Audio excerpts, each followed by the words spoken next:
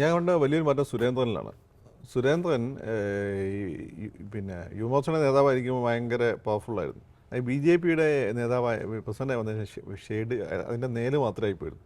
എല്ലാം സുരേന്ദ്രനെതിരായിരുന്നു. അപ്പം സുരേന്ദ്രൻ്റെ നെഗറ്റീവ് കാലഘട്ടം കഴിഞ്ഞു. ഞാൻ തന്നെ വന്നിട്ടുണ്ട് സുരേന്ദ്രൻ അണ്ടറിൽ ബി ജെ പിയുടെ നമ്പർ 1 പടവലങ്ങ കേരളത്തിൽ ബി ജെ പി താഴോട്ടാണ് വളരുന്നത്. സത്യമായിരുന്നു. എന്നെ ഈ മുരളീധരനാണ് ഏറ്റവും വലിയ വളർച്ചയിൽ ഈ പാർട്ടിയെ കൊണ്ടുപോയത് 2014.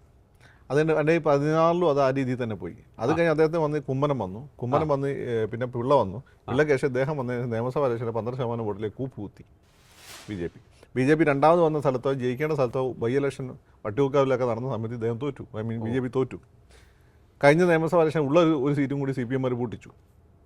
അപ്പം അങ്ങനെ മാത്രമേ സുരേന്ദ്രൻ തൊടുന്നതെല്ലാം പ്രശ്നമായിരുന്നു. പക്ഷേ അത് കഴിഞ്ഞിട്ട് ഈ ഇലക്ഷൻ്റെ സമയം നമ്മൾ കാണുന്നത് കേരളത്തിൽ ഇതുവരെ കണ്ടതിൽ ഏറ്റവും വലിയ ഒരു മാർജിനിലേക്ക് ബി ജെ പി 20% വോട്ട് നേടും. അത് വളരെ ഇമ്പോർട്ടൻ്റ് ആണ്. 20% വോട്ട് കിട്ടിക്കഴിഞ്ഞാൽ പിന്നെ ബി ജെ പി ഭയങ്കര വളർച്ചയാണ്. എല്ലാ സ്റ്റേറ്റുകളും അങ്ങനെ 20% എത്താനായിരുന്നു ബുദ്ധിമുട്ട്. 20% എത്തണമെങ്കിൽ ഈ ഈഴവ വോട്ടിൽ നിന്നും ക്രിസ്ത്യൻ വോട്ടിൽ നിന്നും ഒരു കൺസോൾട്ടേഷൻ അവർക്ക് വേണ്ടിയിരുന്നു. അത് അവർക്ക് തവണ കിട്ടി. ഇനി അത് കൂടും. കാരണം ബി ജെ പി ജയിക്കുമെന്ന സാഹചര്യം വന്നാൽ വോട്ട് ചെയ്യുന്ന പോയ ആളുകളുണ്ട്. അപ്പോൾ സുരേന്ദ്രൻ ഇപ്പോൾ ഈ ഒരു വിജയം പിന്നെ ഇവിടെ അദ്ദേഹം ജയിച്ചു. സുരേഷ് ഗോപി ജയിച്ചു. അത് നല്ല മാർജിൻ ജയിച്ചു. രാജീവ് ചെറിയ മാർജിനാണ് തോൽക്കുന്നത്. ആറ്റിങ്ങലിലെ CPMന്റെ സ്ട്രോങ് ഹാൻഡായ മണ്ഡലത്തിൽ മുരളി ഒന്നും കൂടി ചിലപ്പോൾ ആഞ്ഞു പിടിച്ചിരുന്ന് ജയിക്കുമായിരുന്നു. സത്യത്തിൽ ജോയ് ഇത്ര വോട്ട് പിടിച്ചുകൊണ്ടാണ് മുരളി തോറ്റുപോയത്. അല്ലെങ്കിൽ മുരളി ജയിക്കുമായിരുന്നാണ്. അപ്പം ബി ജെ പിക്ക് അനുകൂലമായി കേരളം മാറുന്നു എന്നുള്ളൊരു വാസ്തവം സുരേന്ദ്രന് നല്ലൊരു എനർജി കൊടുത്തിട്ടുണ്ട്. ഇപ്പം നമ്മൾ കാണുന്നത് പണ്ട് യുവമോർച്ച കാലത്തെ സുരേന്ദ്രനാണ്. ഒരു എനർജി മുഖത്ത് ഫേസ് നമ്മൾ കാണുന്നുണ്ട്. ഇടയ്ക്ക് കയറി വന്ന അഹങ്കാരം പോയിട്ടുണ്ട്. പിന്നെ എല്ലാവരോടും ഭയങ്കര കൂളായിട്ട് ഇടപെടാൻ ശ്രമിക്കുന്നുണ്ട്. ഇനി പിന്നെ ഗണപതി വട്ടം പോലെയുള്ള സാധനങ്ങളൊന്നും നാവൊന്നും വരാതിരുന്നാൽ മതി. പിന്നെ അപ്പുറത്ത് സുരേഷ് ഗോപി ഉണ്ട്. പിന്നെ കുര്യൻ പിന്നെ ഒരിക്കലും ഒരു പ്രശ്നക്കാരനല്ല. പിന്നെ മുരളീധരനാണെങ്കിൽ ഇപ്പോൾ കേന്ദ്രമന്ത്രി സ്ഥാനം കഴിഞ്ഞതിന് ശേഷം കൂടുതൽ ഫ്രീ ആണ്. മുരളിയും അതേപോലെ പരമാവധി എല്ലാ സ്ഥലത്തും എത്താൻ മുരളി ശ്രമിക്കുന്നുണ്ട്. പിന്നെ രാജീവ് തിരുവനന്തപുരം സെറ്റിൽ ചെയ്തിരിക്കുകയാണ് ഇപ്പോൾ. അപ്പം അതെല്ലാം കൊണ്ട് തന്നെ ബി ജെ പിക്ക് അനുകൂലമായൊരു സാഹചര്യമുണ്ട്. ഈ പറഞ്ഞ 19 സീറ്റുകൾ 11 + 9 20 സീറ്റുകൾ 21 സീറ്റുകൾ ഇതിൽ ജയിക്കാനുള്ള ഒരു സാധ്യതയൊക്കെ ഉണ്ട്. അല്ലെങ്കിൽ ഒരു 10 സീറ്റ് എങ്കിൽ ഉറപ്പായിട്ട് ജയിക്കാനുള്ള സാധ്യത. 10 സീറ്റ് കിട്ടിയാൽ മതി. 10 സീറ്റ് കിട്ടിക്കഴിഞ്ഞാൽ ഇവിടെ ഒന്നെങ്കിലും തൂക്ക് മന്ത്രിസഭ വരും. അതപ്പം കേരള കോൺഗ്രസിൻ്റെ ഒക്കെ സ്വഭാവമാകും.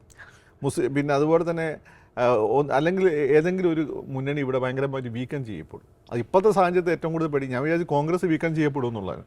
പക്ഷേ കോൺഗ്രസ് ഈ ദേശീയ തലത്തിൽ RSS എന്നുള്ള ഒരു പ്രതിരോധം എന്ന രീതിയിൽ ആ പാർട്ടി എങ്ങനെയെങ്കിലൊക്കെ നിന്നു പോകാൻ സാധ്യതയുണ്ട്. പക്ഷേ ഇപ്പോൾ നമ്മൾ കാണുന്ന ഏറ്റവും വലിയ CPMന്റെ കാര്യത്തിലാണ്. CPMൽ ഈഴവ വോട്ടുകൾ ഇളക്കം വന്നിരിക്കുന്നു. അത് ആരിഫ് കൃത്യമായി പറയുന്നുണ്ടത്. ആരിഫ് അത് നമ്മൾ വേറെ ജോൺ സൈസ് കാര്യമൊന്നും നോക്കണ്ട. ആരിഫ് കൃത്യമായി ഈഴവ കമ്മ്യൂണിറ്റിയായിട്ട് വളരെ അടുത്ത ബന്ധം ഉള്ള ഈഴവ കമ്മ്യൂണിറ്റി വളർത്തിക്കൊണ്ടുവന്ന ആളാണ് ആരിഫ് അവിടെ. അപ്പോൾ ആരിഫിനൊപ്പം മുസ്ലിമായി കണ്ടു തുടങ്ങിയെന്നുള്ളതാണ് പ്രശ്നം. അപ്പോൾ ആ രീതിയിലേക്ക് ഈഴവ കമ്മ്യൂണിറ്റി ആലപ്പുഴയിലെ മാറ്റം വന്നതിനാൽ സൂക്ഷിക്കേണ്ട മാറ്റമാണ്. അത് ഈ രീതിയിൽ തന്നെ മുന്നോട്ട് കൊണ്ടുപോകാൻ BJP ശ്രമിക്കുകയും ചെയ്യും. ഈ തുഷാറിന് മിക്കവാറും എന്തെങ്കിലുമൊക്കെ കൊടുക്കും. ഇപ്പം പിന്നെ കേരളത്തിൽ 2 മന്ത്രിമാരുള്ളതുകൊണ്ടാണ് തുഷാറിനെ പരിഗണിക്കപ്പെടാത്തത്. അപ്പോൾ അങ്ങനെയൊക്കെ അധികാരം വന്നു കഴിഞ്ഞാൽ സ്വാഭാവിക ഈഴവ കമ്മ്യൂണിറ്റി ബേസിക്കലി കച്ചവടക്കാർ കൂടിയാണ്. എന്തെങ്കിലും ബേക്കറി കച്ചവടം തൊട്ട് വലിയ ടൂറിസ്റ്റ് വ്യവസായങ്ങൾ ടൂറിസ്റ്റ് തൊട്ട് വലിയ വ്യവസായങ്ങൾ വരെ നടത്തുന്ന ആളുകളാണ്. പിന്നെ പലരും നമുക്കറിയില്ലെങ്കിൽ പോലും പേരിൽ കേട്ടാൽ മനസ്സിലാവില്ലല്ലോ, പലരും ഈഴവന്മാരാണ്. അപ്പോൾ അവരെ സംബന്ധിച്ചിടത്തോളം അങ്ങനെ ഒരു അധികാര സ്ഥാനം കൂടി കേന്ദ്രത്തിൽ വന്നു കഴിഞ്ഞാൽ സ്വാഭാവികമായിട്ട് അങ്ങോട്ടൊരു ഒഴുക്ക് വരാൻ സാധ്യതയുണ്ട്.